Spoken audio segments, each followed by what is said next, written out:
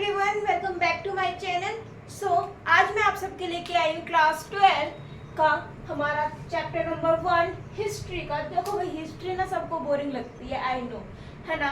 History का नाम, history chapter का नाम सुन के और हिस्ट्री वर्ड सुन के ऐसा लगता है भाई कितनी बोरिंग होगी, लेकिन नहीं, मैं आपको विश्वास दिला सकती हूँ अगर आप मेरे साथ लास्ट तक इस वीडियो में बने रहे तो ये चैप्टर, हमारा जो फर्स्ट चैप्टर है हिस्ट्री का, आपको मैं बिल्कुल भी बोर नहीं करूँगी और आपको बहुत ज़्यादा आसानी तरीके से इस चैप्टर को एक्सप्लेन कर दूँगी।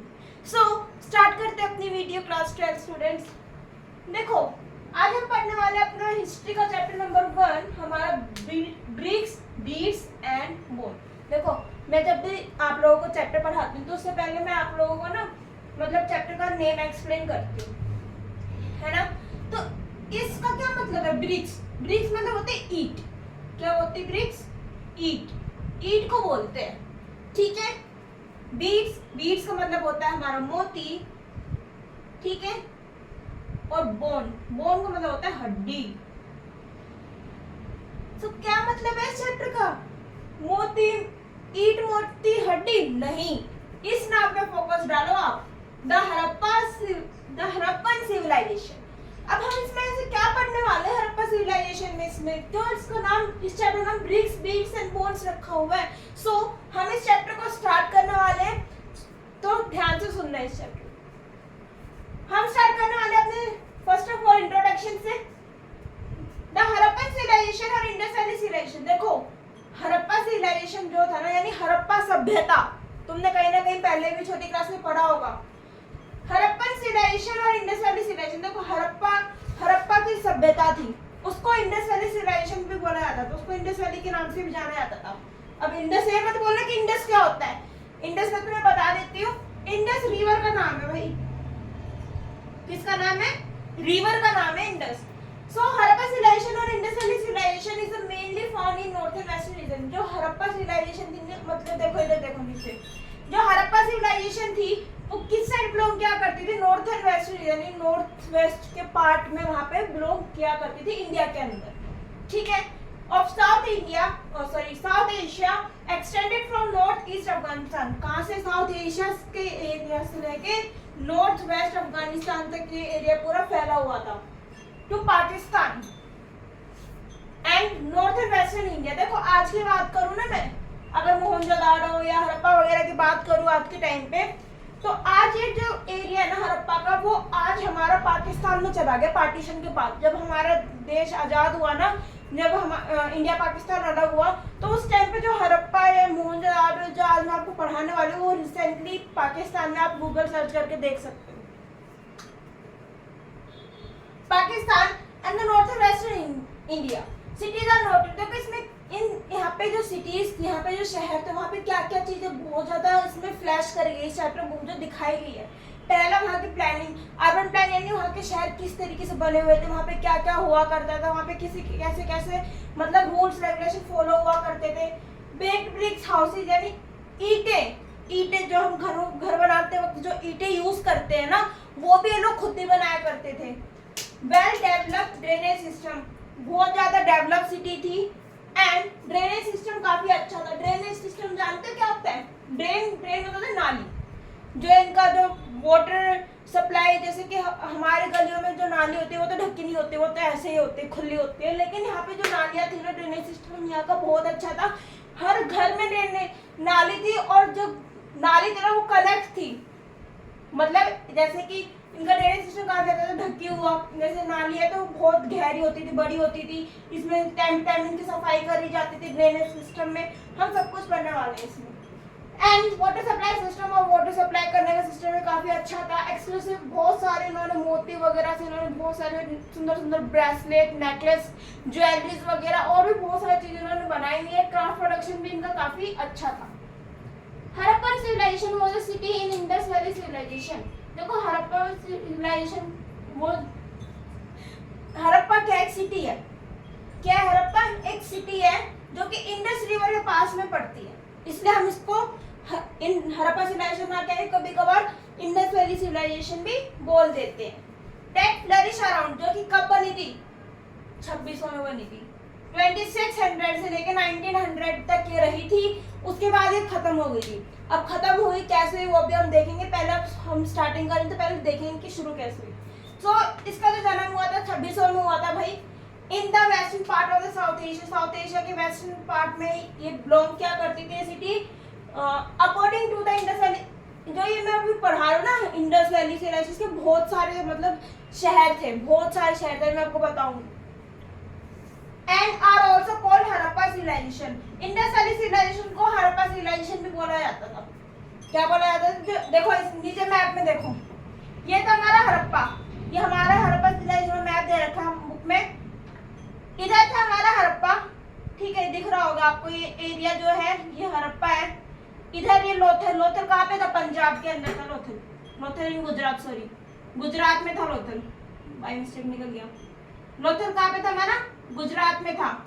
अच्छा, ये एरिया सारा पाकिस्तान का है, ये अरेबियन सी था, ये मोहनजोदाड़ो और ये कराची। ठीक है, देख लो अपनी बुक खोलो, बुक में भी तुम्हें मैप दे रखा होगा, उसमें तुम देख सकते हो।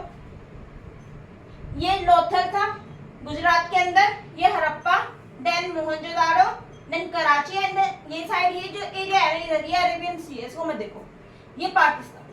तो रिसेंटली आज की अगर हम बात करें हड़प्पा के, तो वो पाकिस्तान में पड़ता है पार्टीशन के बाद। ठीक है, इतना समझ में आया क्या मैंने क्या बताया क्या नहीं बताया? भाई वो फ्लरिश हुई थी 2600 में, 1900 में उनका डीएंड हो गया था सिविलाइजेशन का, और ये काफी अच्छी सिविलाइजेशन थी, northern western Afghanistan to Pakistan तक फैली हुई थी। और यहाँ पे क्या, यहाँ पे बहुत अच्छे अच्छे प्लानिंग सिस्टम थे, ब्रिक्स हाउसेस थे, ईंटें, मतलब जो घरों में ईंटें लगती हैं ये भी बिल्कुल खुद अपने तरीके से बनाते थे, उनका रेशियो होता था ईंटों का भी। And well developed drainage system, काफी अच्छा ड्रेनेज सिस्टम भी था, सप्लाई सिस्टम भी काफी अच्छा था, और क्राफ्ट प्रोडक्शन भी, यानी बहुत सारे क्राफ्ट की चीजें भी यहाँ पे मिली हैं। सो अभी हम देखेंगे अपने आगे चैप्टर में क्या क्या चीजें, हम किन किन चीजों के बारे में बात कर रहे हैं। बहुत इंटरेस्टिंग चैप्टर, थोड़ा सा ध्यान से सुनना। सो स्टूडेंट्स, अभी हम आगे कंटिन्यू करते हैं अपने चैप्टर को। Archaeologist used term culture. देखो आर्कियोलॉजिस्ट के हिसाब से तुम्हें पता है आर्कियोलॉजिस्ट किसे कहते हैं? जो पुरानी चीज़ों को फाइंडिंग करने में, उनको जानने में, उनकी नॉलेज लेने में बहुत ज़्यादा इंटरेस्टेड होते हैं। ठीक है, मतलब कोई भी ऐसे उनको कोई भी ओल्ड, मतलब किसी भी चीज़ के खोज में निकले और उनको उससे रिलेटेड कोई धीरे धीरे चीज़ें, मतलब उस टॉपिक से रिलेटेड धीरे धीरे कोई चीज़ें निकलती जाए, उनको मिलती जाए, तो उनको आर्कियोलॉजिस्ट बोलते हैं। खोजना, खोज पर कुछ ऐसा बोलते हैं, हिंदी गूगल कर लेना। Culture for distinctive objects which are different in style and found within a specific geographical area. देखो जो चीज़ें आर्कियोलॉजिस्ट को मिली, ठीक है, आर्कियोलॉजिस्ट के अकॉर्डिंग कल्चर का मतलब क्या है? फॉर डिस्टिंक्ट, उनका बेसिकली इनडायरेक्टली उनका मतलब है ऑब्जेक्ट्स, जो चीजें उनको मिली हड़प्पा सिविलाइजेशन से रिलेट करती हुई, हड़प्पा से रिलेट करते हुए उनको जो चीजें मिली उनसे है, which is different in style, उनकी स्टाइल मतलब उनका तरीका बहुत ज्यादा अलग था, चीजों की चीजें दिखने में अलग थी। जब वो वहाँ पे गए हड़प्पा में तो उनको बहुत सारे अलग अलग जगहों पे इनके शहर थे, and the period of time 10 और इतने समय बाद भी वो चीजें वैसी की वैसी। The object belonging to the Harappa civilisation also called the Harappa culture. जो चीजें हड़प्पा सिविलाइजेशन में मिली, जो चीजें उनको लगा कि हाँ ये हड़प्पा से बिलोंग करती हैं, तो उनको आर्कियोलॉजिस्ट ने क्या नाम दे दिया? हड़प्पन कल्चर। ठीक है, आर्कियोलॉजिस्ट को जब लगा कि ये चीजें हड़प्पा सिविलाइजेशन से बिलोंग कहीं ना कहीं करती हैं, तो आर्कियोलॉजिस्ट ने इनको क्या नाम दे दिया? हड़प्पन कल्चर। समझ में आया?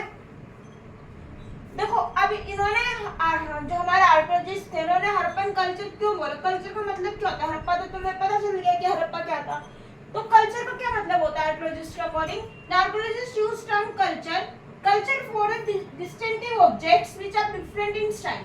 कल्चर का मतलब होता है तरह तरह की चीजें, अलग अलग चीजें, different objects which are different in style, उनको चीजों का स्टाइल अलग हो, मतलब बनावट अलग हो, and are found within specific geographical area, और वो अलग अलग जगहों पे मिले। मैंने भी बताया ना, जैसे कि हड़प्पा की चीजें थी, कुछ बनावली हरियाणा साइड भी इनका एरिया था, वहाँ पे मिली, कुछ गुजरात में मिली, कुछ कहीं, तो कुछ पाकिस्तान में इनका एरिया, तो वहाँ पे अलग अलग चीजें मिलती गई।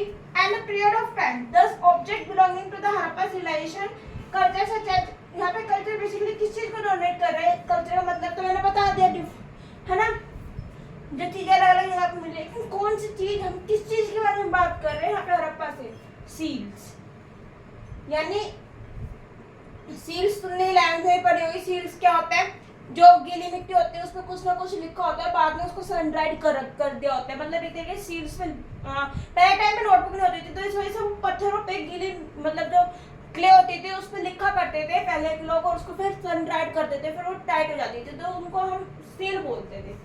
बीड्स मतलब मोती, वेट्स जो तराजू जो होता है ना उसमें जो वेट नापने के लिए होते हैं उनको बोला गया, वो भी पाए गए वहाँ पे। स्टोन्स कुछ कुछ बहुत सुंदर से कार्नेरियन, जैस्पर, बहुत सुंदर स्टोन जो कि वो ज्वेलरीज बनाने में, ऑर्नामेंट्स बनाने में काफी ज्यादा यूज किया करते थे। एंड वो फाउंड इन अफगानिस्तान, और ये सारी चीजें कहाँ भी मिली, अफगानिस्तान में मिली हमें, जम्मू में, बालूचिस्तान एंड गुजरात में। ठीक है, तो कहाँ पे मिली हमें, Afghanistan, Jammu, Balochistan and Gujarat. The Harappa civilization is sometimes called the mature Harappan culture. Harappa civilization को ना कभी mature Harappa culture भी बोला जाता है। क्यों बोला जाता है? To distinguish it from the earlier, क्यों? क्योंकि पहले के टाइम का हड़प्पा था, जब स्टार्टिंग हुई थी, और जो बीच के टाइम पीरियड में, देखो अभी मैं तुम्हें टाइमलाइन समझाऊंगी क्या होता है।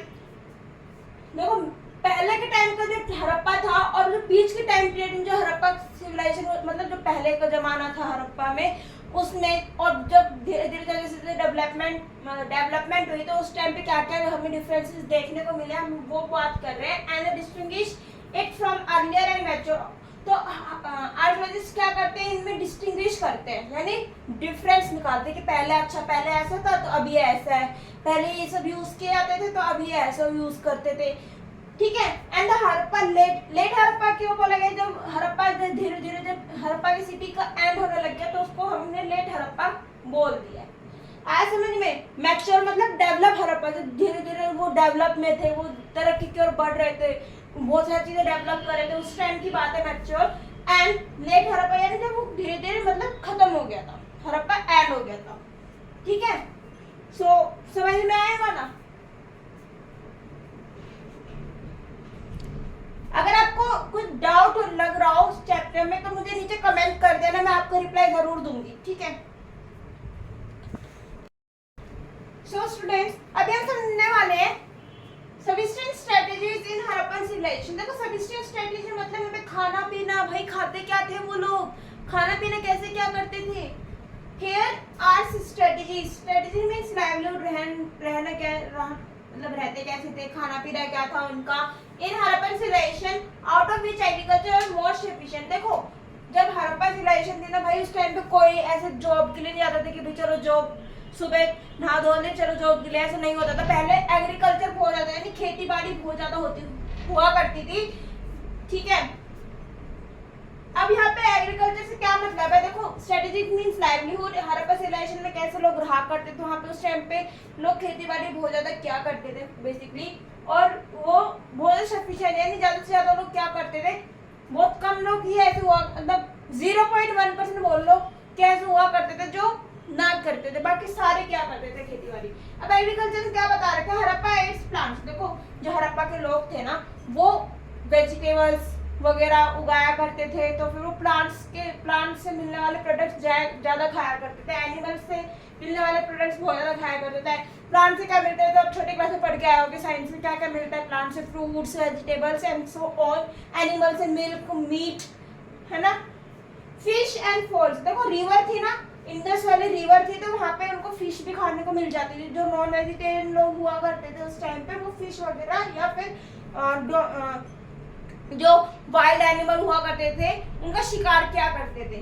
ग्रेन्स लाइक व्हीट, बेली, लेंटिल्स, चिकपी, सीसेम, माइट्स। वहाँ पे कौन कौन से ग्रेन उगाए जाते थे, कौन कौन से अनाज उगाए जाते थे, व्हीट गेहूं, bells, lentils, chickpea, sesame and mites, ये सारी चीजें यहाँ पे उगाई जाती थी।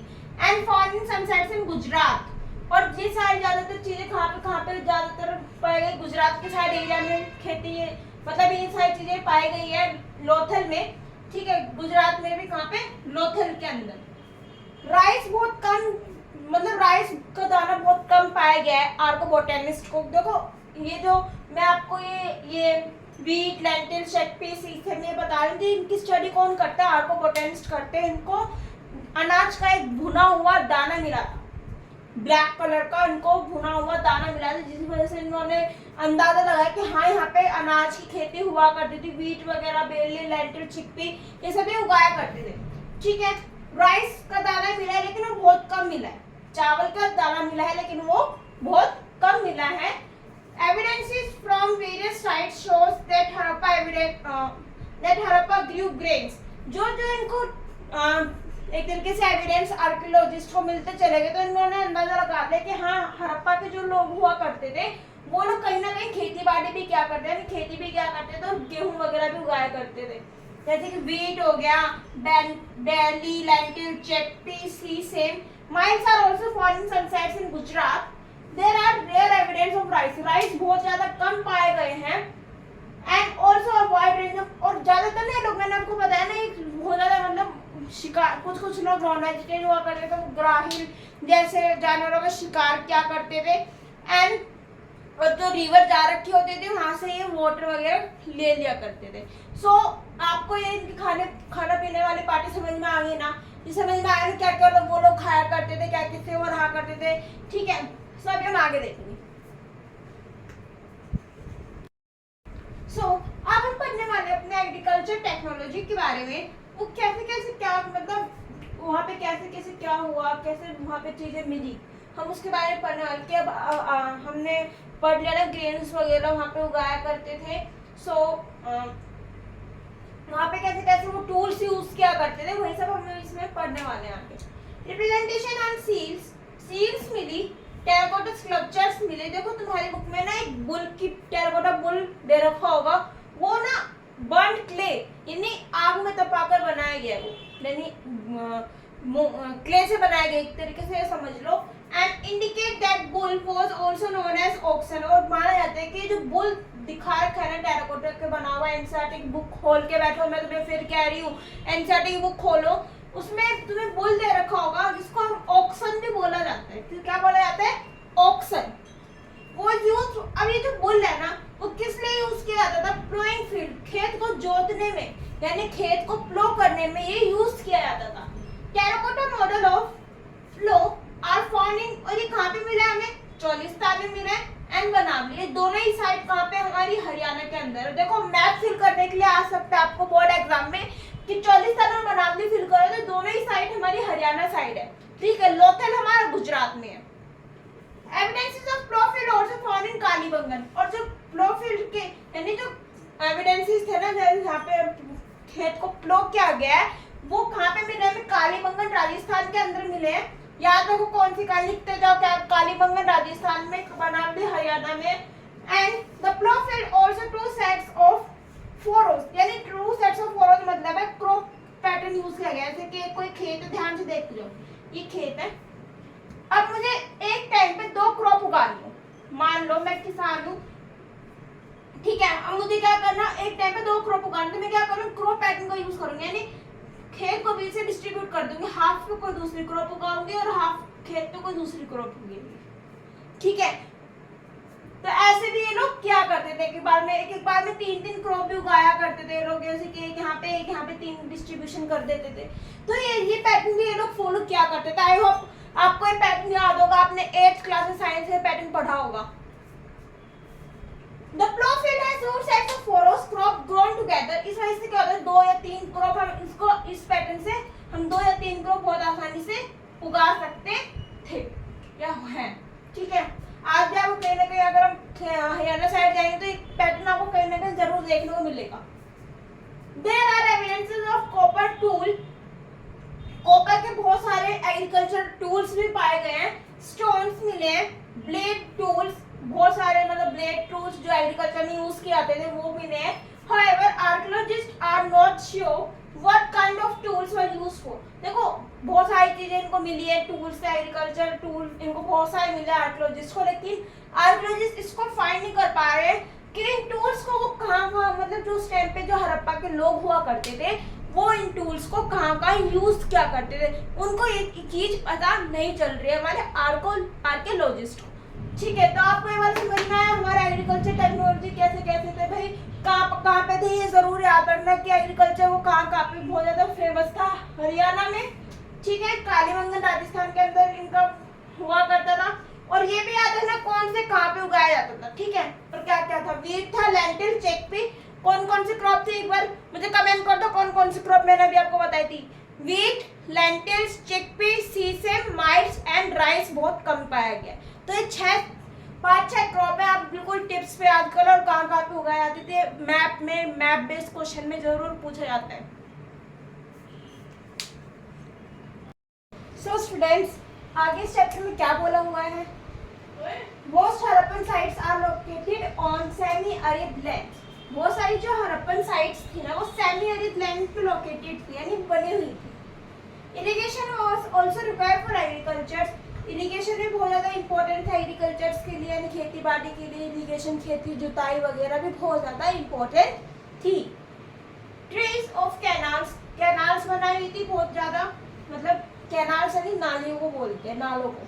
ठीक है, have been found at Harappan sites, वो भी वहाँ पे मिली हुई है हड़प्पन साइट्स पे। ऑफ द शोधगुई, कहाँ पे मिली है ट्रेस ऑफ कैनाल, शोधगुई में। तो ये 1 मार्क क्वेश्चन आपका यहाँ पे बन सकता है कि ट्रेस ऑफ कैनाल कहाँ पे मिली है, हमें शोधगुई में मिली है। इन अफगानिस्तान, शोधगुई कहाँ है हमारा, अफगानिस्तान वाले एरिया में। It is also likely that water drawn from wells, water कहाँ से आता था, वेल से, कुओं से लिया जाता था। एंड माना जाता है कि मोहनजोदाड़ो में 700 कुएं मिले हैं, वेल 700 वेल्स मिला के एनसीईआरटी बुक में गिवन है, मोहनजोदाड़ो वाले टॉपिक में, वहाँ पे 700 वेल्स मिले हैं, कुएं। आर यूज्ड फॉर इरिगेशन, उसमें पानी स्टोर करके रखा है। देखो तुमने अगर कुआं ना देखा तो मैं तुमको ड्रॉ करके दिखा देती हूँ। ऐसा होता है कुआं, ऐसे करके, ऐसे मतलब कुछ ऐसे ही होता है, पत्थरों से बना होता है, ईंटों से, और ऐसे होता है उसमें बाल्टी लटकी होती है। ठीक है, ऐसे कुछ उसमें पानी होता है। तो ऐसे 700 कुएं और मिले मोहनजोदाड़ो में। ये 1 मार्क क्वेश्चन बन सकता है, याद रखना, आपके एनसीईआरटी बुक में गिवन, अंडरलाइन कर दो। Water reserves found at Dholavira, जो वाटर रिजर्व्स है, वाटर स्टोर करने की जगह है वो धौलावीरा कहाँ पे, गुजरात में मिली हुई है, गुजरात में मिला है। Many have been used to store water for irrigation, और बहुत सारे लोग इनको यूज, यानी वहाँ पे पानी, जैसे कि कभी ऐसा हुआ सूखा पड़ गया तो वहाँ पे ऐसा ना हो कि बिल्कुल ही सूखा पड़ जाए, तो वहाँ पे पानी स्टोर करके धौलावीरा में रखा जाता था। बेसिकली एक तरीके से तुम समझ सको तो एक तरीके से धौलावीरा एक तरीके से बोल सकते हैं झोड़। अब जिसको झोड़ पता होगा ना तो वो समझ जाएगा धौलावीरा क्या था। मतलब एक ऐसी जगह जहाँ पे वाटर स्टोर यानी पानी स्टोर करके रखा जाता है। पेस्टरलिज्म और हंटिंग, अब भाई एक टॉपिक और है इसमें, पेस्टरलिज्म एंड हंटिंग। अब पेस्टरलिज्म और हंटिंग तो तुम्हें समझ में आ गया ना, शिकार करना, कि भाई वो कहीं ना कहीं माना जाता है कि जो नॉन वेजिटेरियन लोग हुआ करते थे तो वो शिकार भी क्या करते थे, animals bones that of cattle, sheep, goat, buffalo and pigs। इन कुछ जानवरों की वहाँ पे हड्डियां मिली हैं हमारे आर्कियोलॉजिस्ट को, वो डोमेस्टिकेटेड। तो वो ये कहते हैं कि जो एनिमल्स है ना, शीप, गोट, बफेलो, पिग, ये माना जाता है कि घर में रखा करते थे, पालते थे वो लोग इनको। बोन्स ऑफ डियर एंड ग्राहिल, डियर और ग्राहिल ये कोई जानवर होगा, आप सर्च करके देख लेना, वाइल्ड एनिमल है। are found but it is not clear whether it is Harappan hunted these animals। लेकिन देखो इनकी भी कहीं ना कहीं बोन, उनको स्केलेटन मिला है, लेकिन डियर और ग्राहिल को वो पता नहीं कर पा रहे कि वो लोग जो हड़प्पा के लोग थे, मोहनजोदाड़ो के लोग थे, वो इनका शिकार क्या करते थे, या फिर उनको घर में ऐसे मतलब, या फिर इनसे खाना बना के मतलब शिकार क्या करते थे, या तो इनको इनकी कोई मतलब बोल सकते हैं, या तो ये लोग खुद शिकार करने जाते थे, इनको तो ये तो वाइल्ड एनिमल्स इनका शिकार क्या करते थे। अभी इस चैप्टर में ये क्लियर नहीं किया गया है हमें कि क्या ये जो हड़प्पा के लोग थे क्या ये खुद शिकार करने जाते थे, या फिर उन्होंने कोई हंटिंग यानी कोई ऐसा ग्रुप बना रखा था जो इनको शिकार करके लाके दिया करता था। ऐसे कोई ग्रुप बना रखा था जो इनको शिकार करके लाके दिया करता था जानवर का, यानी किसी और को लगा रखा था हैंड ओवर में। तो ये हमें क्लियर नहीं किया गया है। एंड ऑब्टेन फ्रॉम मीट, और इनसे इनको क्या मिलता था, मीट खाने को मिलता था। जो नॉन वेजिटेरियन लोग हुआ करते थे ना उस टाइम पे, तो उनको इससे मीट खाने को मिलता था। From other hunting communities bones of fish, और बहुत सारे इनको फिश के भी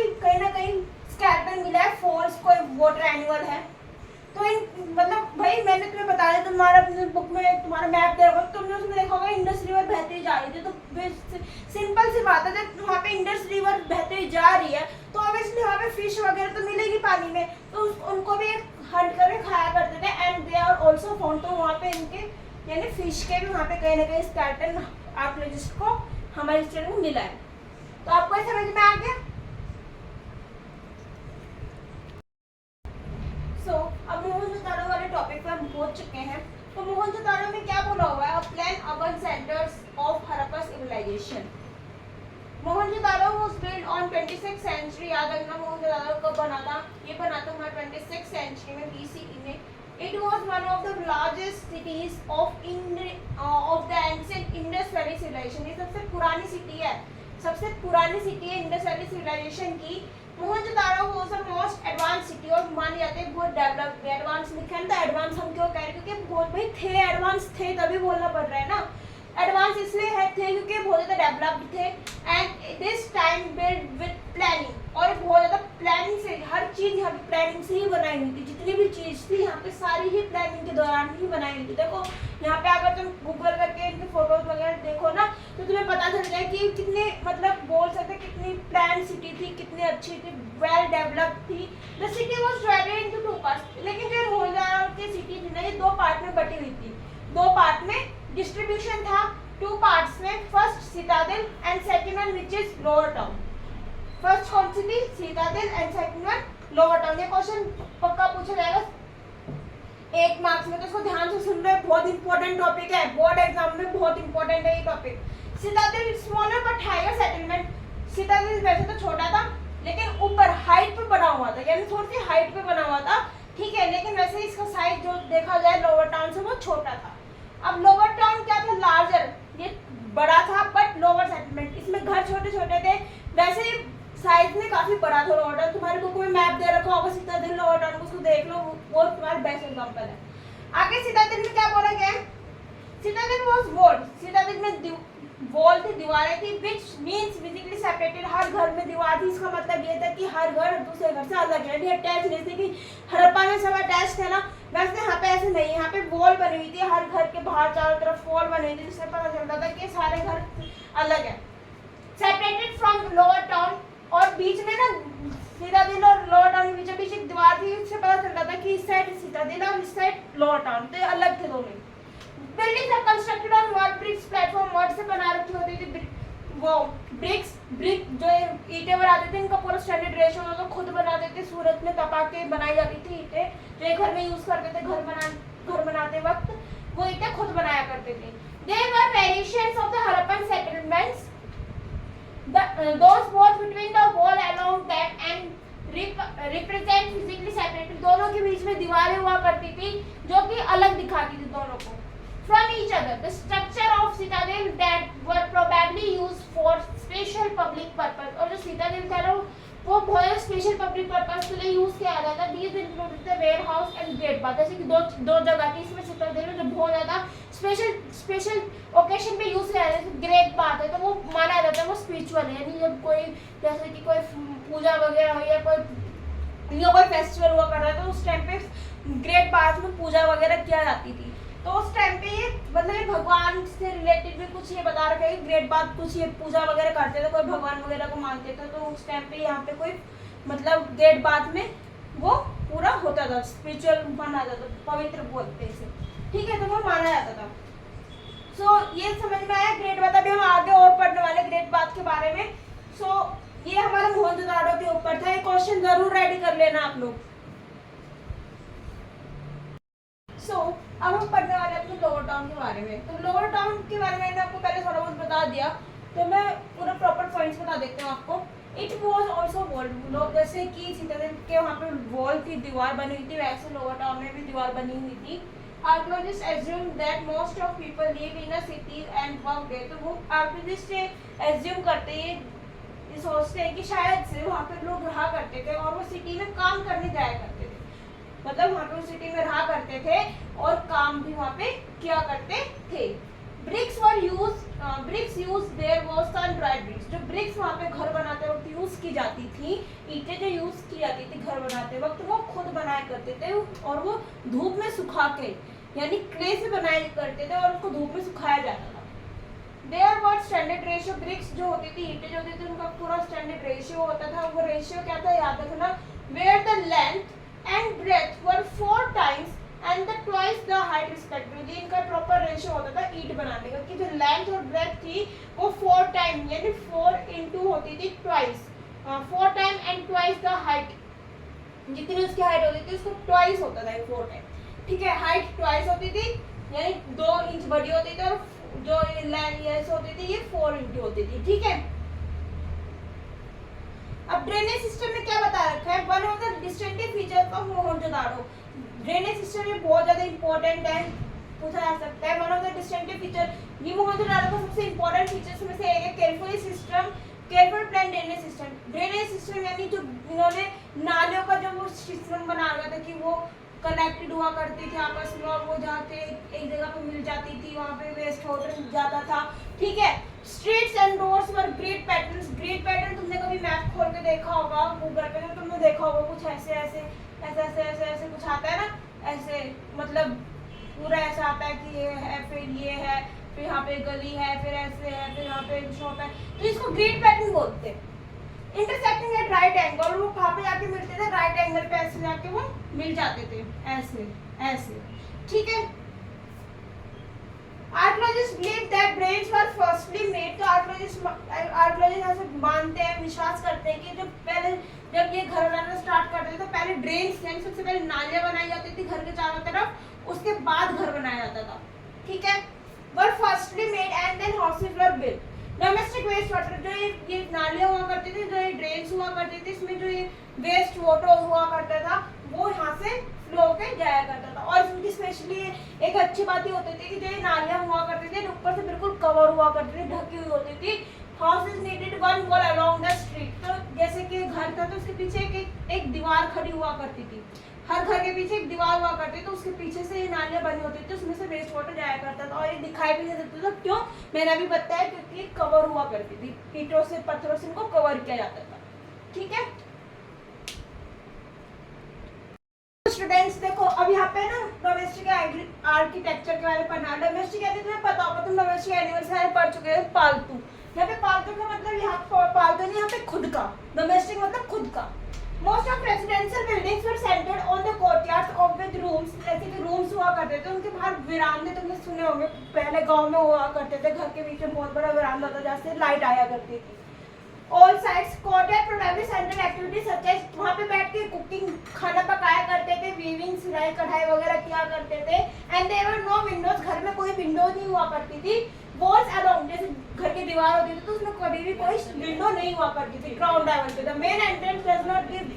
और जो घर के बाहर का जो गेट हुआ करता था वहां से अगर कोई झांक के देखता है, जैसे कि आज के टाइम पे तो सबका कुछ कुछ अलग ही होता है ना, आज के टाइम पे अलग ही होता है कि भाई घर के नक्शे ऐसे बने होते हैं कि भाई बाहर का सारा अंदर तक दिखता है, लेकिन पहले ऐसे नहीं हुआ करता था। पहले का स्ट्रक्चर, घर बनाने का पहले का स्ट्रक्चर बहुत ज्यादा अलग हुआ करता था।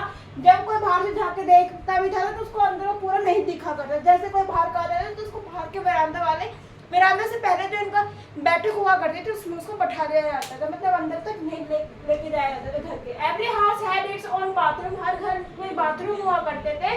ड्रेन से कनेक्ट हुआ करते थे, नालियों से connected through the walls and the straight drains. Some house have remains of staircase, कुछ कुछ घरों में मान 2-2, 3-3 फ्लोर भी पाए गए मोहनजोदाड़ो में।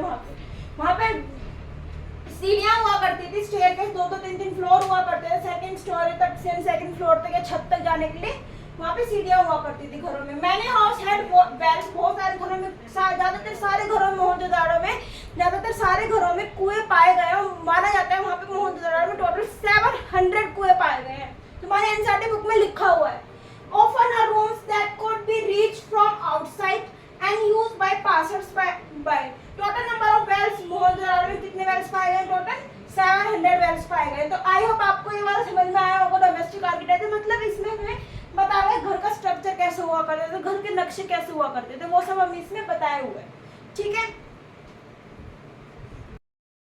सो स्टूडेंट्स आगे क्या होता है इस चैप्टर में, अब हम पढ़ने वाले आगे अपने ग्रेट बाथ के बारे में। अब ग्रेट बाथ क्या है, ये क्या है, ये क्या आ गया, देखो मैं बताती हूँ ग्रेट बाथ क्या है।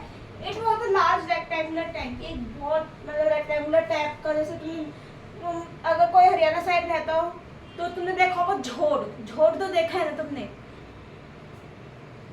तो वो कुछ ऐसे ही होता है, मतलब एक तरीके से रेक्टेंगुलर टैंक होता है, मतलब बहुत बड़ा एक एरिया होता है रेक्टेंगुलर टाइप का। इन कोर्टयार्ड, इसको कोर्टयार्ड में बरामदे टाइप में, वहाँ पे surrounded by the corridor, 4 side corridors होते हैं, मतलब ऐसे होता है कुछ। देखो मैं ड्रॉ करके दिखाती हूँ, जैसे कि ये है इस स्विमिंग पूल, तो देखो कुछ वैसे वैसे ही होता है, ठीक है। 4 साइड कॉरिडोर होते हैं, ये कॉरिडोर हो गया, ये कॉरिडोर हो गया, ये हो गया और ये हो गया, ठीक है। चारों साइड कॉरिडोर्स होते हैं। Great bath on 3 sides there were the rooms, 3 side rooms होते हैं इसके ऐसे, ठीक है। तो बहुत सारे रूम्स होते हैं जिसमें में भी जो लोग आते होंगे वो, ठीक है। रूम्स होते हैं चारों side and 3 side large well rooms and which are large well water from 10th floor into a drain. और इसमें वाटर कहाँ से आता है? ड्रेन्स के, यानी जो नालियाँ इन्होंने बनाई थी ना घरों में, जो नालियाँ कनेक्टेड थी वो इससे कनेक्ट है। तो पानी कहाँ से आता है? इनके ड्रेन में से यहाँ पे आता है। इन द नॉर्थ साइड, मतलब इससे ड्रेन्स कनेक्टेड है, ग्रेट बाथ से ड्रेन्स जो है वो कनेक्टेड है, ठीक है। In the north side smaller buildings having bathrooms, north की साइड पे छोटी छोटी बिल्डिंग है, वहाँ पे बाथरूम्स भी हैं। 4 ईच साइड कॉरिडोर, 4 कॉरिडोर है, वहाँ पे 4 ऐसे ही बाथरूम है, ठीक है। From each bathroom drain were coming out, हर बाथरूम में ड्रेन है, नाली वाला सिस्टम है ये। These were connected to drains and drain along to the corridors. ये ड्रेन्स कनेक्टेड होते हैं आपस में और इसमें पानी क्या होता है? इसमें पानी जाता है, ड्रेन करने नहीं जाता है कॉरिडोर्स में। Seeing the unique structure, scholars suggested that it was needed kind of special ritual bath। तो ये जो ड्रेन्स वगैरह से कनेक्टेड थी, इसमें जाता था पानी, सो इससे माना जाता था कि मे बी स्कॉलर्स मानते थे, जो हिस्टोरियंस वगैरह थे मानते थे कि जो ग्रेट बाथ है वो कोई मतलब भगवान से, मतलब कोई उनका कोई फंक्शन वगैरह होता होगा, कोई त्योहार फेस्टिवल ऐसा होता होगा जिसमें ये रिचुअल्स, मतलब इनकी कोई परंपरा होगी, इसमें ये कुछ आके इनका त्योहार वगैरह होता है, टाइम टाइम इनको इसको साफ किया जाता था, ग्रेट बाथ को, इसमें पूजा करी जाती थी, ठीक है। तो ये मानते थे कि कोई भगवान से इनका कुछ वो होता होगा, तो इसलिए वो यहाँ पे आते होंगे यूज करने के लिए इसको, ठीक है। आया समझ में? सो स्टूडेंट्स, अब देखो, अब हम अपना अगला टॉपिक पढ़ने वाले हैं, आर्ट एंड क्राफ्ट प्रोडक्शन। भाई देखो हड़प्पा जो था ना, वहाँ पे आर्ट और क्राफ्ट भी हुआ करता था। आर्ट और क्राफ्ट का मतलब ये नहीं कि ड्राइंग बना लिया था, नहीं, वहाँ पे शेल मेकिंग, मतलब शेल बनाया करते थे, बीड्स मेकिंग, मोती वगैरह बनाया करते थे, उनकी माला बनाया करते थे मोतियों की, ठीक है। ब्रेसलेट्स बनाया करते थे, बहुत सारे ज्वेलरीज बनाया करते थे वो लोग वहाँ पे। अब ये जो क्राफ्ट, ये जो मैं बता रही ज्वेलरीज वगैरह का काम, ये कहाँ पे हुआ करता था? चौंदारो में हुआ करता था। हड़प्पा की साइड है चौंदारो, बुक में दे रखा होगा, मेंशन कर रखा होगा, अपनी मैप वगैरह बुक में इनका दे रखा है, तो आप उनको खोल के बैठो। चौंदारो इज अ स्मॉल टाउन, एक छोटा सा टाउन है हड़प्पा में, मोहनजोदाड़ो में, which was famous for craft production, जो कि स्पेशली सिर्फ क्राफ्ट के लिए फेमस है। किसके लिए फेमस है चौंदारो? सिर्फ और सिर्फ क्राफ्ट के लिए फेमस है।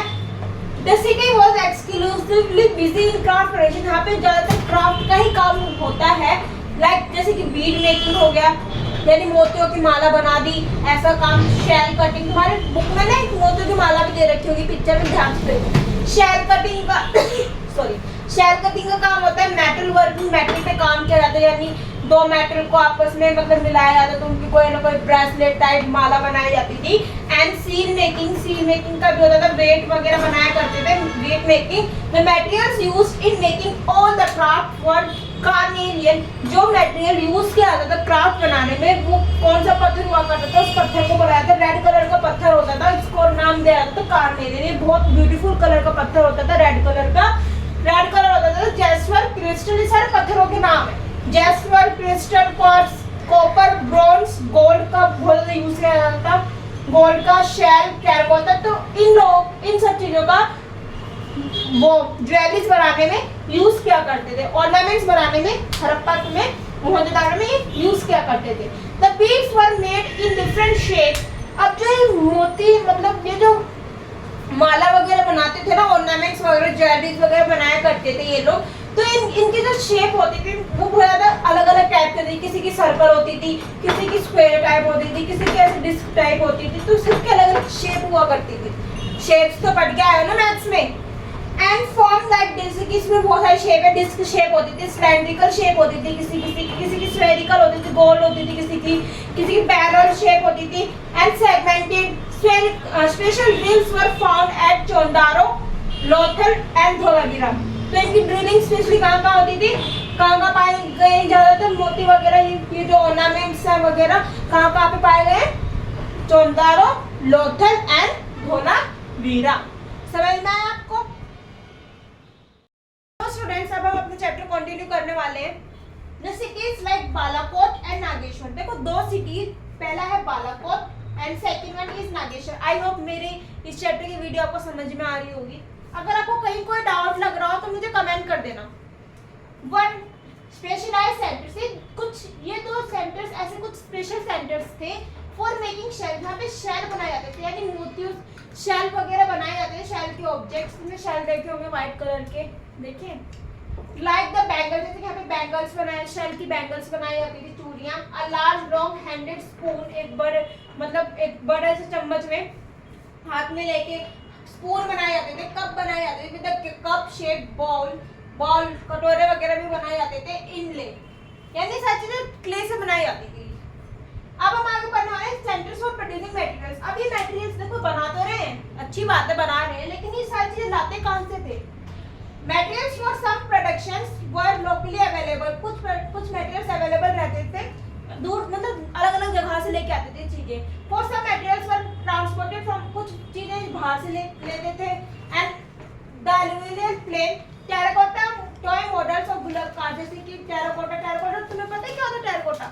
जब मिट्टी को आग में तपाया जाए, उससे कोई ना कोई मॉडल वगैरह, क्ले टाइप मॉडल, क्ले जैसी होती है, उससे कोई ना कोई मॉडल बनाया जाए। तो तुम्हारे बुक में बुलक कार्ड का terracotta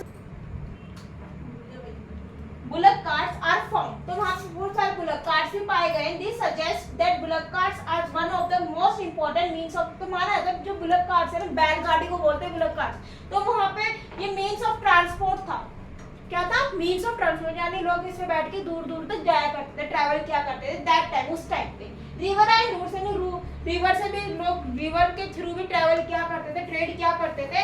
and they were also probably used for producing raw materials. Expeditions were sent to the other area, यानी रॉ मटेरियल जो कच्चा माल हुआ करता था, जिससे चीजें बनाया करती थी, रॉ मटेरियल वो अलग अलग जगह से लेके आया करते थे। और ये जो रॉ मटेरियल्स होते थे ना, ये दूर दूर तक जाते भी थे, यानी कहीं अगर कोई दूर से कहीं पहुंचाना तो वो रिवर लाइन, मतलब रिवर के रूट्स के थ्रू वो वहाँ पे उस रॉ मटेरियल को पहुंचाया जाता था। कहीं पास में आए तो वो कैमल वगैरह के, यानी मतलब ट्रांसपोर्ट के थ्रू वो चीजें वहाँ पे पहुंचाई जाती थी।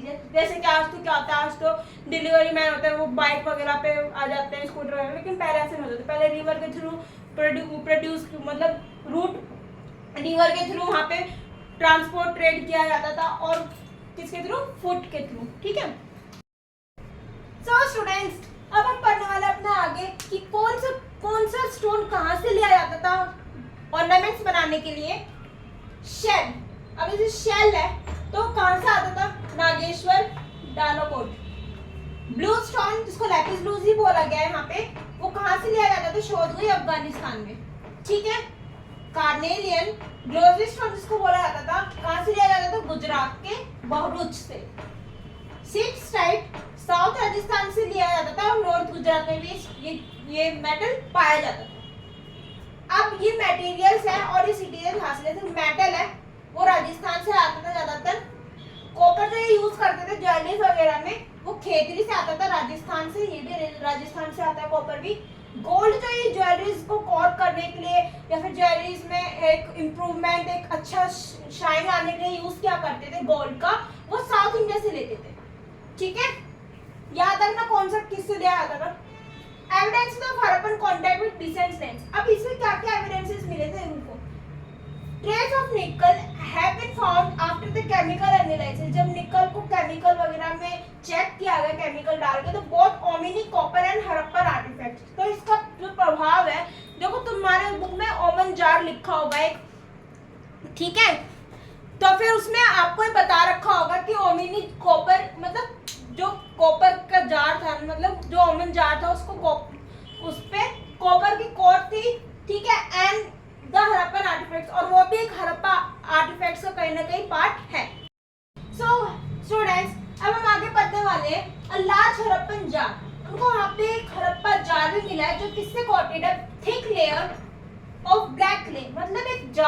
एटम को वहां पे, और वो ब्लैक क्ले से कोटेड है। Has been found at Omani sites, और वो कहां पे मिला, इनको ओमन में मिला है।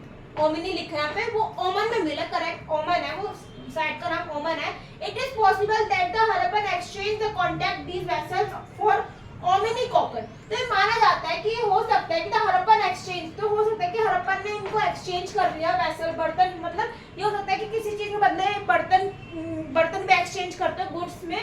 Some data shows that Mesopotamia transported the copper from Magan Oman। देखो कुछ डाटा मिले जिसमें बताया गया कि जो मेसोपोटामिया, तुमने लैंड में पढ़ा होगा ना, मेसोपोटामिया पढ़ के आए हो ना सारे। हाँ, तो मेसोपोटामिया था, वो ट्रांसपोर्ट करता था इनको कॉपर फ्रॉम मगन से मेसोपोटामिया क्या करता था, हड़प्पा को, मतलब देखा है कि सम डाटा में कुछ डाटा शो किया गया था, Mesopotamia transported the copper from मगन। तो मेसोपोटामिया में कहां से आता था कॉपर, मगन से आता था, ठीक है, या फिर ओमन से। ओमन जार का नाम है, Harappan jar. Mesopotamian sites also contain trace of Nicholls. Mesopotamian sites में वहां पे हमें निकल्स के भी कुछ चीजें मिली हैं। Mesopotamian text mention contact with region name दिलमन।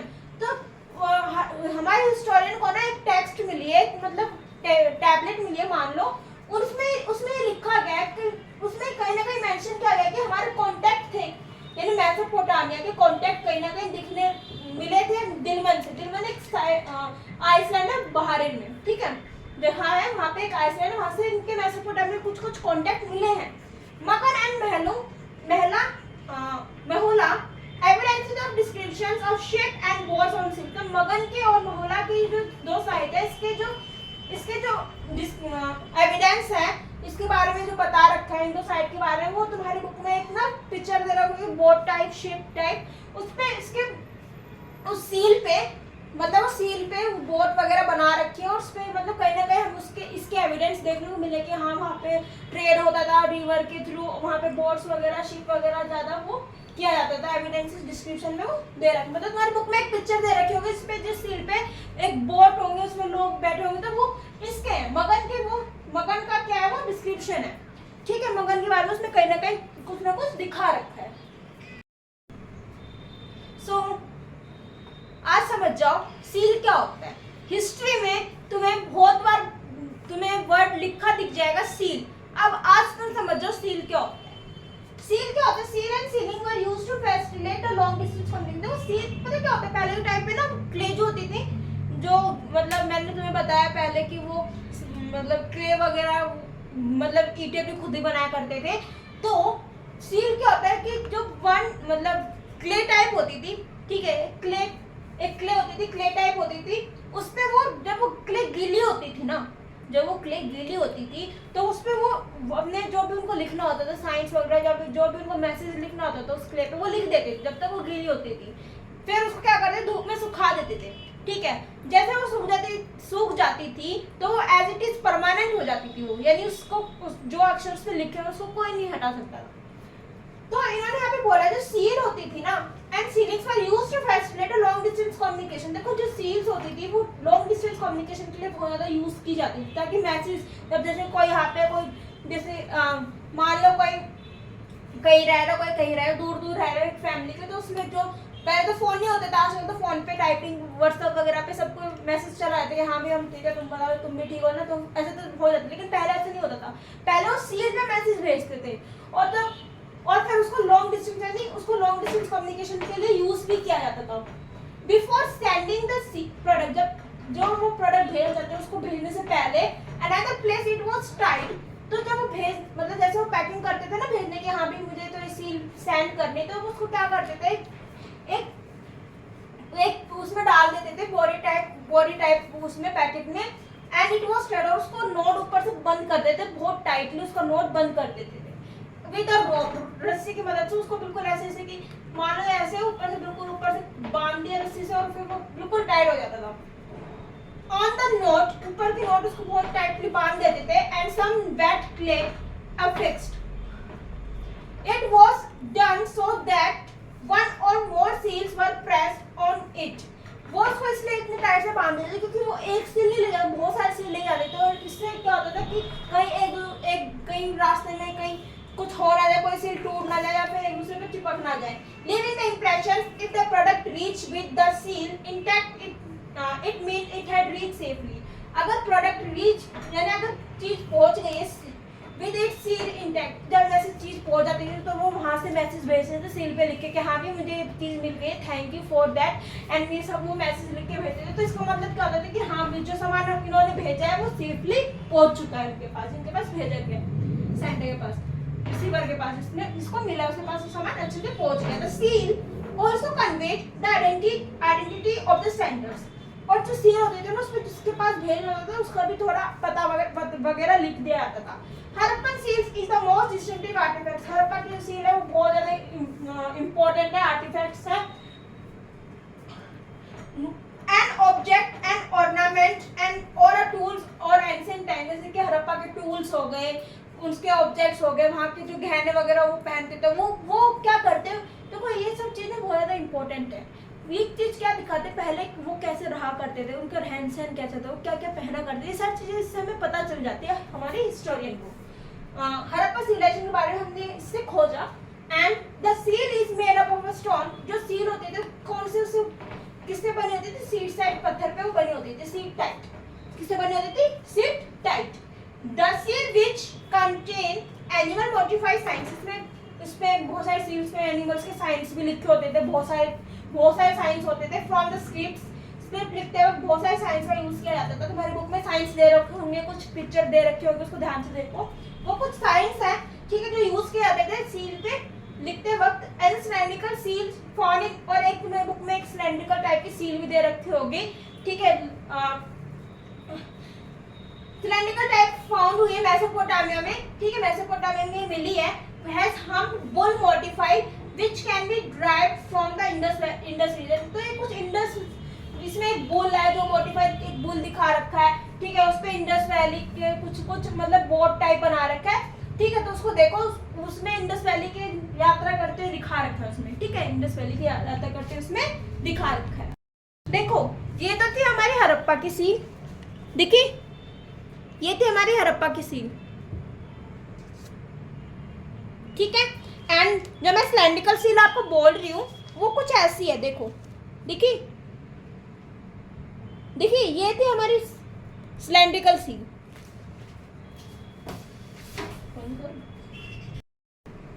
So students अभी हम आगे कंटिन्यू करते हैं चैप्टर को। Archaeologist used term culture. देखो आर्कियोलॉजिस्ट के हिसाब से तुम्हें पता है आर्कियोलॉजिस्ट किसे कहते हैं, जो पुरानी चीज़ों को फाइंडिंग करने में, उनको जानने में, उनकी नॉलेज लेने में बहुत ज़्यादा इंटरेस्टेड होते हैं, ठीक है। मतलब कोई भी ऐसे उनको कोई भी ओल्ड मतलब किसी भी चीज़ के खोज में निकले और उनको उससे रिलेटेड कोई धीरे धीरे चीज़ें मतलब उस टॉपिक से रिलेटेड धीरे धीरे कोई चीज़ें निकलती जाए, उनको मिलती जाए, तो उनको आर्कियोलॉजिस्ट बोलते हैं। खोजना, खोज पर कुछ ऐसा बोलते हैं, हिंदी गूगल कर लेना।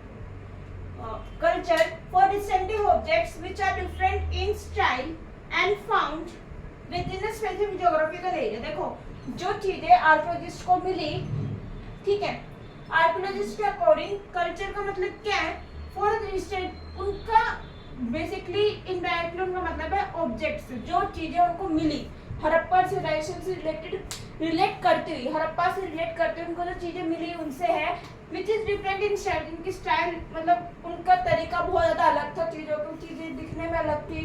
जब वो वहाँ पे गए हड़प्पा में तो उनको बहुत सारे अलग अलग जगह पे इनके शहर थे। And the period of time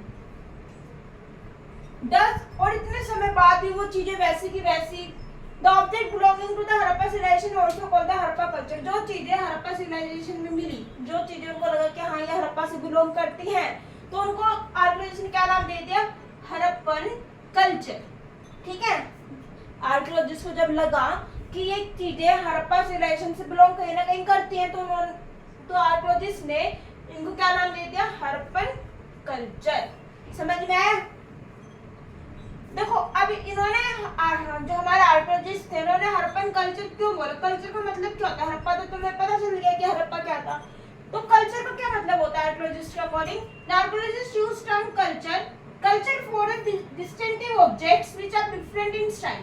culture का मतलब होता है तरह तरह की चीजें, अलग अलग चीजें, different different objects which are different in style, उनको चीजों का स्टाइल अलग हो, मतलब बनावट अलग हो, and are found within specific geographical area, और वो अलग अलग जगहों पे मिले। मैंने भी बताया ना, जैसे कि हड़प्पा की चीजें थी, कुछ बनावली हरियाणा साइड भी इनका एरिया था, वहाँ पे मिली, कुछ गुजरात में मिली, कुछ कहीं, तो कुछ पाकिस्तान में इनका एरिया, तो वहाँ पे अलग अलग चीजें मिलती गई।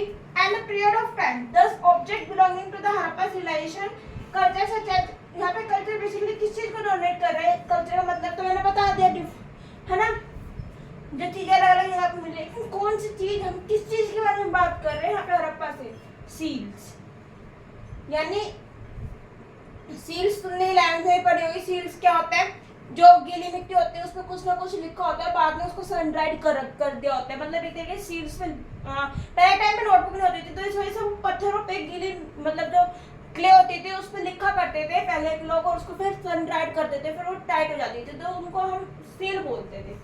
बीड्स मतलब मोती, वेट्स जो तराजू जो होता है ना, उसमें जो वेट नापने के लिए होते हैं उनको बोला जाए, वो भी पाए गए वहाँ पे। स्टोन्स, कुछ कुछ बहुत सुंदर सुंदर से कार्नेरियन, जैस्पर, बहुत सुंदर सुंदर स्टोन जो कि वो ज्वेलरीज बनाने में, ऑर्नामेंट्स बनाने में काफी ज्यादा यूज किया करते थे। And were found in Afghanistan, और ये सारी चीजें कहाँ भी मिली, अफगानिस्तान में मिली हमें, जम्मू में, बालूचिस्तान एंड गुजरात में। ठीक है, तो कहाँ पे मिली हमें, Afghanistan, Jammu, Balochistan and Gujarat. The Harappa civilization is sometimes called the mature Harappan culture. Harappa civilization को ना कभी-कभार mature Harappa culture भी बोला जाता है। क्यों बोला जाता है? To distinguish it from the earlier, क्योंकि पहले के टाइम का हड़प्पा था, जब स्टार्टिंग हुई थी, और जो बीच के टाइम पीरियड में, देखो अभी मैं तुम्हें टाइमलाइन समझाऊंगी क्या होता है।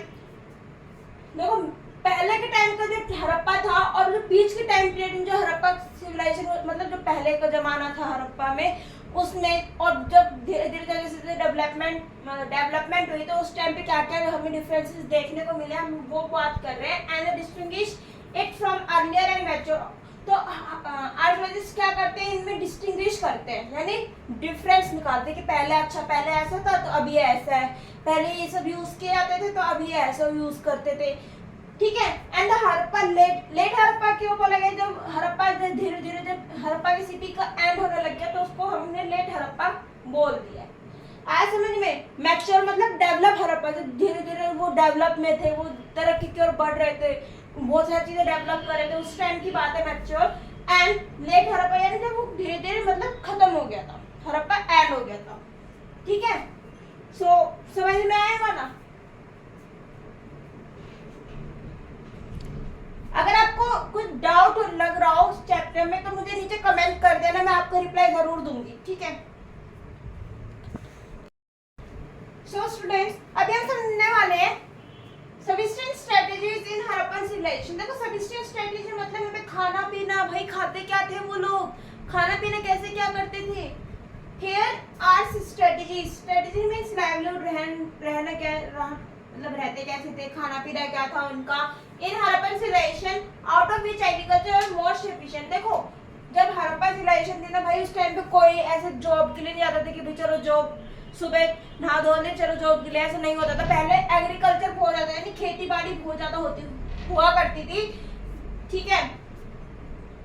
अब यहाँ पे एग्रीकल्चर से क्या मतलब है, देखो strategic means livelihood. Harappa civilisation में कैसे लोग रहा करते थे, वहाँ पे उस टाइम पे लोग खेती बाड़ी बहुत ज्यादा क्या करते थे बेसिकली, और वो बहुत सफिशिएंट, यानी ज्यादा से ज्यादा लोग क्या करते थे, बहुत कम लोग ही ऐसे हुआ, मतलब 0.1% बोल लो कि ऐसे हुआ करते थे जो ना करते थे, बाकी सारे क्या करते थे खेती बाड़ी। अब एग्रीकल्चर में क्या बता रखा है, हड़प्पा एट्स प्लांट्स। देखो जो हड़प्पा के लोग थे ना, वो वेजिटेबल्स वगैरह उगाया करते थे, तो फिर वो प्लांट से मिलने वाले प्रोडक्ट्स ज्यादा खाया करते थे। एनिमल्स से मिलने वाले प्रोडक्ट्स बहुत ज्यादा खाया करते थे। प्लांट से क्या मिलता है, तो आप छोटे क्लास में पढ़ के आए होगे साइंस में, क्या क्या मिलता है प्लांट से, fruits, vegetables and so on. Animal से मिल्क, मीट, है ना, फिश एंड फॉल्स। देखो रिवर थी ना, इंडस वाली रिवर थी, तो वहाँ पे उनको फिश भी खाने को मिल जाती थी। जो नॉन वेजिटेरियन लोग हुआ करते थे उस टाइम पे, वो फिश वगैरह या फिर जो वाइल्ड एनिमल हुआ करते थे उनका शिकार क्या करते थे। ग्रेन्स लाइक व्हीट, बेली, लेंटिल्स, चिकपी, सीसेम, माइट्स। वहाँ पे कौन कौन से ग्रेन उगाए जाते थे, कौन कौन से अनाज उगाए जाते थे। व्हीट गेहूं, barleys, lentils, chickpea, sesame and mites, ये सारी चीजें यहाँ पे उगाई जाती थी। And foreign sunsets in Gujarat, और ये सारी ज्यादातर चीजें कहाँ पे ज्यादातर पाई गई, गुजरात के साइड एरिया में खेती है, मतलब ये सारी चीजें पाई गई है लोथल में, ठीक है, गुजरात में भी, कहाँ पे, लोथल के अंदर। राइस बहुत कम, मतलब राइस का दाना बहुत कम पाया गया है आर्को बोटेनिस्ट को। देखो ये जो मैं आपको ये व्हीट, लेंटिल, चिकपी, सीसेम ये बता रही थी, इनकी स्टडी कौन करता है, आर्को बोटेनिस्ट करते हैं। इनको अनाज का एक भुना हुआ दाना मिला था, ब्लैक कलर का इनको भुना हुआ दाना मिला था, जिस वजह से इन्होंने अंदाजा लगाया कि हाँ यहाँ पे अनाज की खेती हुआ करती थी। व्हीट वगैरह, बेली, लेंटिल, चिकपी ये सभी उगाया करते थे, ठीक है। राइस का दाना मिला है लेकिन वो बहुत कम मिला है, चावल का दाना मिला है लेकिन वो बहुत कम मिला है। Evidences from various sites shows that Harappa grew grains। जो इनको एक तरीके से एविडेंस आर्कियोलॉजिस्ट को मिलते चले गए, तो इन्होंने अंदाजा लगा लिया कि हाँ हड़प्पा के जो लोग हुआ करते थे वो लोग कहीं ना कहीं खेती बाड़ी भी क्या करते हैं, खेती भी क्या करते थे और गेहूं वगैरह भी उगाया करते थे, जैसे कि व्हीट हो गया, barley, lentil, chickpea, sesame, mites are also found in sunsets in Gujarat. There are rare evidence of rice. Rice बहुत ज्यादा कम पाए गए हैं। And also a wide range of, और ज्यादातर नहीं लोग, मैंने आपको बताया ना, बहुत ज्यादा मतलब शिकार, कुछ लोग नॉन वेजिटेरियन हुआ करते थे, वो ग्राहिल जैसे जानवरों का शिकार क्या करते थे। एंड और जो रिवर जा रखी होती थी वहां से ये वाटर वगैरह ले लिया करते थे। सो आपको ये इनके खाना पीने वाली पार्टी समझ में आ गई ना, ये समझ में आया क्या क्या लोग वो लोग खाया करते थे, क्या किससे वो रहा करते थे, ठीक है। सब हम आगे देखेंगे। सो अब हम पढ़ने वाले अपने एग्रीकल्चर टेक्नोलॉजी के बारे में, वो कैसे क्या, मतलब वहाँ पे कैसे क्या हुआ, कैसे वहाँ पे चीजें मिली, हम उसके बारे में पढ़ने वाले। कि अब हमने पढ़ लिया ना ग्रेन्स वगैरह वहाँ पे उगाया करते थे। सो वहाँ पे कैसे वो टूल्स यूज किया करते थे, वही सब हम इसमें पढ़ने वाले हैं आगे। रिप्रेजेंटेशन ऑन सील्स मिली, टेराकोटा स्कल्पचर्स मिले। देखो तुम्हारी बुक में ना एक बुल की टेराकोटा बुल दे रखा होगा, वो ना बर्न क्ले यानी आग में तपाकर बनाया गया, वो यानी क्ले से बनाया गया, एक तरीके से समझ लो। And indicate that bull was also known as oxen. और माना जाता है कि जो बुल दिखा रखा है ना टेराकोटा के बना हुआ, एनसीईआरटी की बुक खोल के बैठो, मैं तुम्हें फिर कह रही हूँ एनसीईआरटी की बुक खोलो, उसमें तुम्हें बुल दे रखा होगा जिसको हम ऑक्सन भी बोला जाता है। क्या बोला जाता है? ऑक्सन। वो यूज, अब ये जो बुल है ना वो किस लिए यूज किया जाता था? प्लोइंग फील्ड, खेत को जोतने में, यानी खेत को प्लो करने में ये यूज किया जाता था। Terracotta model of plough are found in, और ये कहाँ पे मिला है हमें? चोलिस्तान में मिला है एंड बनावली, ये दोनों ही साइड कहाँ पे? हमारी हरियाणा के अंदर। देखो मैप फिल करने के लिए आ सकता है आपको बोर्ड एग्जाम में कि चोलिस्तान और बनावली फिल करो, तो दोनों ही साइड हमारी हरियाणा साइड है, ठीक है। लोथल हमारा गुजरात में है। Evidences of plough field also found in Kalibangan, और जो प्लो फील्ड के यानी जो एविडेंसेस थे ना जहाँ पे खेत को प्लो किया गया है, वो कहाँ पे मिले हमें? कालीबंगन राजस्थान के अंदर मिले हैं। याद रखो कौन सी काली लिखते जाओ, क्या कालीबंगन राजस्थान में, बनावली हरियाणा में। And the plough field also two sets of furrows, यानी टू सेट्स ऑफ फोरोज मतलब है क्रॉप पैटर्न यूज किया गया है। जैसे कि कोई खेत है, ध्यान से देख लो, ये खेत है, अब मुझे एक टाइम पे 2 क्रॉप उगानी हो, मान लो मैं किसान हूँ, ठीक है। अब मुझे क्या करना, एक टाइम पे 2 क्रॉप उगानी, तो मैं क्या करूँ? क्रॉप पैटर्न का यूज करूंगी, यानी खेत को बीच से डिस्ट्रीब्यूट कर दूंगी, हाफ पे कोई दूसरी क्रॉप उगाऊंगी और हाफ खेत पे कोई दूसरी क्रॉप उगेगी, ठीक है। तो ऐसे भी ये लोग क्या करते थे कि बार में एक बार में 3 क्रॉप भी उगाया करते थे लोग, जैसे कि एक यहाँ पे 3 डिस्ट्रीब्यूशन कर देते थे। तो ये पैटर्न भी ये लोग फॉलो क्या करते थे। आई होप आपको ये पैटर्न याद होगा, आपने 8th क्लास में साइंस में पैटर्न पढ़ा होगा। The plow field has 2 sets of furrows crop grown together। इस वजह से क्या होता है, 2 या 3 क्रॉप, हम इसको इस पैटर्न से हम 2 या 3 क्रॉप बहुत आसानी से उगा सकते थे या है, ठीक है। आज भी आपको कहीं ना कहीं अगर हम हरियाणा साइड जाएंगे तो एक पैटर्न आपको कहीं ना कहीं जरूर देखने को मिलेगा। There are evidences of copper tool, copper के बहुत सारे एग्रीकल्चर टूल्स भी पाए गए हैं, स्टोन्स मिले, ब्लेड टूल्स, बहुत सारे मतलब ब्लेड टूल्स जो एग्रीकल्चर में यूज किए जाते थे वो मिले हैं। However, archaeologists are not sure what kind of tools were used for. देखो बहुत सारी चीजें इनको मिली है, टूल्स, एग्रीकल्चर टूल इनको बहुत सारे मिले आर्कियोलॉजिस्ट को, लेकिन आर्कियोलॉजिस्ट इसको फाइंड नहीं कर पा रहे कि इन टूल्स को वो कहाँ मतलब जो उस टाइम पे जो हड़प्पा के लोग हुआ करते थे वो इन टूल्स को कहाँ यूज क्या करते थे, उनको एक चीज पता नहीं चल रही है हमारे आर्कियोलॉजिस्ट को। ठीक है, तो आपको ये बात समझना है हमारा एग्रीकल्चर टेक्नोलॉजी कैसे कैसे थे भाई, कहाँ पे थे, ये जरूर याद रखना कि एग्रीकल्चर वो कहाँ पे बहुत ज्यादा फेमस था, हरियाणा में। ठीक है, कालीबंगन राजस्थान के अंदर इनका हुआ करता था। और ये भी याद रखना कौन से कहाँ पे उगाया जाता था। ठीक है, और क्या क्या था, वीट था, लेंटिल, चिकपी, कौन कौन सी क्रॉप थी एक बार मुझे कमेंट कर दो, कौन कौन सी क्रॉप मैंने अभी आपको बताई थी। Wheat, lentils, chickpea, sesame, mites and rice बहुत कम पाया गया। तो ये 5-6 क्रॉप है, आप बिल्कुल टिप्स पे याद करो और कहाँ पे उगाए जाते थे, मैप बेस्ड क्वेश्चन में जरूर पूछा जाता है। अब हम पढ़ने वाले हैं स्क्रिप्ट के बारे में। अब ये स्क्रिप्ट क्या होता है भाई, हिस्ट्री में ना तुम्हें बहुत वर्ड बहुत बार देखने को मिलेगा स्क्रिप्ट, तो आज समझ लो स्क्रिप्ट क्या होता है।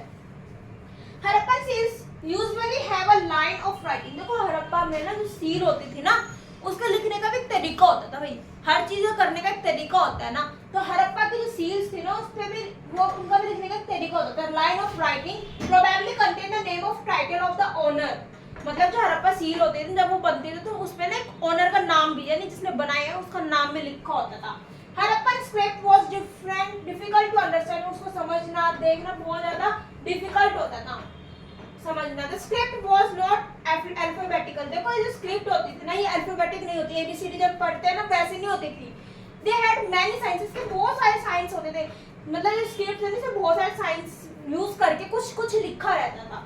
समवेयर बिटवीन कितने साइंस होते थे टोटल, ऑल ओवर 375 से 400 तक इनके कुछ साइंस हुआ करते थे, इनको यूज करते थे स्क्रिप्ट लिखने में। देखो हमारा तो एबीसीडी सिर्फ 26 ही होती है, इनके कितने सारे साइंस होते, 400 साइंस होते थे लिखने के लिए भाई। The Harappan script remain undeciphered और to date, बिना डेट पे उन पे डेट नहीं लिखी थी, मतलब कौन सी चीज किस सन में हुई, कौन सी चीज किस टाइम पीरियड में हुई।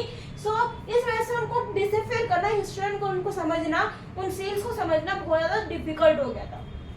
अब वेट के बारे में क्या बात करी गई है, वेट क्या होता है, देखो the Harappan civilisation exchange were regulate by precise system of weight usually mode of cubical stone. देखो तुमने देखो तराजू पे जो वो क्यूबिकल स्टोन्स रखे रहते जिससे तोला जाता है चीजों को, ठीक है, वो भी हुआ करते थे उस टाइम पे, क्यूबिकल टाइप के स्टोन से बने हुए जिनको चर्ट बोला जाता था। क्या बोला जाता था, चर्ट। याद रखना, 1 बार क्वेश्चन बन सकता है। क्यूबिकल स्टोन को क्या बोला जाता था जो वेट के लिए यूज किए जाते थे, चर्ट।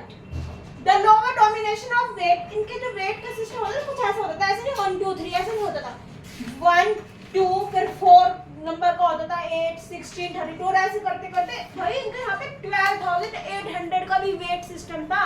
मतलब देखो कितने भारी भारी चीजों को तोला करते थे, 12,800 तो कितना ज्यादा कितना बड़ा नंबर होता है ना, तो इतनी भारी भारी चीजों को भी तोला करते थे उस पे। दे फॉलो डेसिमल सिस्टम, क्योंकि वो देखो ये जो थे ना डेसिमल सिस्टम को फॉलो क्या करते थे, local Dilmun weight was followed by the Harappan standards. ये हड़प्पा स्टैंडर्ड्स में इनको यूज किया जाता था वेट करने के लिए, ठीक है। और ये इसको दिलमन सिस्टम बोला जाता था, ये यूज किया जाता था हड़प्पा में वेटिंग के टाइम पे, ठीक है। सो स्टूडेंट्स अब हम आगे पढ़ने वाले ब्रिल्स के बारे में। ब्रिल्स क्या होता है, देखो किसी भी डेड बॉडी जब वो मतलब पूरी तरह गल जाते हैं तो हड्डी कंकाल देखा है तुमने, साइंस में पढ़ा होगा स्केलेटन, उसको हिस्ट्री में ब्रिल्स बोला हुआ है। At burials in Harappan sites The dead were generally laid in pits। देखो जो मर जाता था ना हड़प्पन में, मतलब जो मर जाता उसको दफना दिया जाता था मिट्टी में, ठीक है। Sometimes difference were found, तो वहाँ पे जब हिस्टोरियन ने वहाँ पे खुदाई करी तो उनको एक ब्रिल मिला जो found in a way brill pits are made, तो वहाँ पे उनको कुछ डिफरेंसेस देखने को मिले। क्या डिफरेंसेस थे वो, some graves of Harappan civilizations contain pottery, देखो कुछ में उनको जो कुछ पोट्री मिली देखने को उसमें, ठीक है, ब्रिल्स के साथ, मतलब ब्रिल्स, जो हड्डियों का ढांचा उनको मिला उसमें, ठीक है, वुमेन। तुम्हारी बुक में लास्ट पेज पे, इस चैप्टर लास्ट पेज पे एक ब्रिल की पिक्चर दिखा रखी है जो हड़प्पा में मिली थी, वो एक वुमेन का ब्रिल है, ठीक है। किसका ब्रिल है? वो वुमेन का ब्रिल है।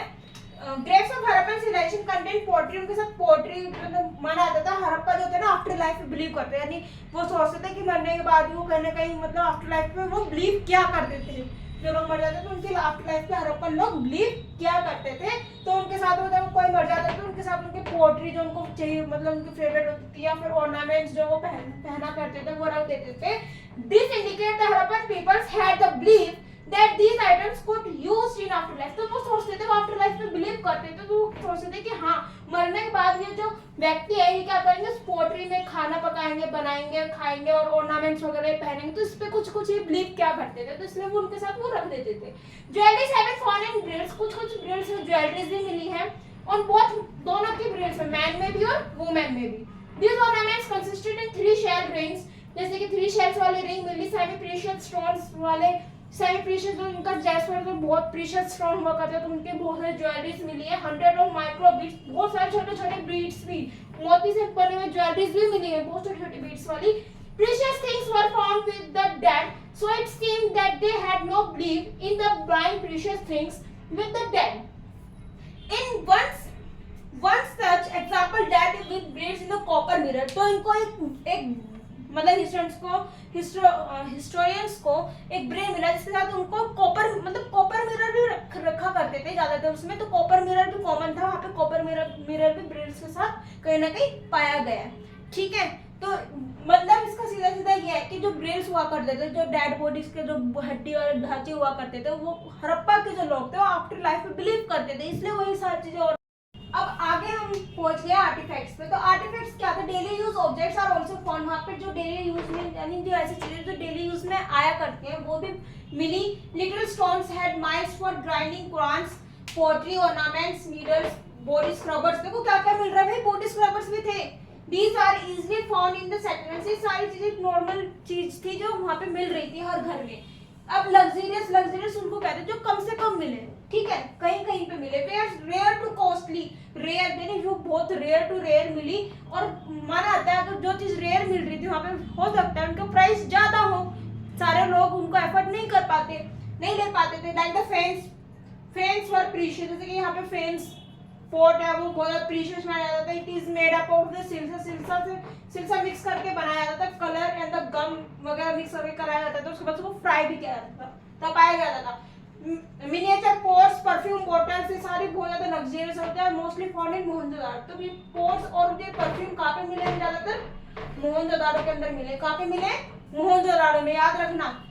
अब आगे आता है हमारा क्या होता है, हड़प्पा सिविलाइजेशन एंड हो जाता है, ठीक है। इन 1800 BC 1800 शताब्दी आता था हमारा हड़प्पा सिविलाइजेशन एंड हो जाता है। Most of the Harappan sites are region like Cholistan हो गई and become gradually expansions of population, यहाँ पे बहुत ज्यादा पॉपुलेशन बढ़ती मतलब धीरे धीरे खत्म होती चली गई।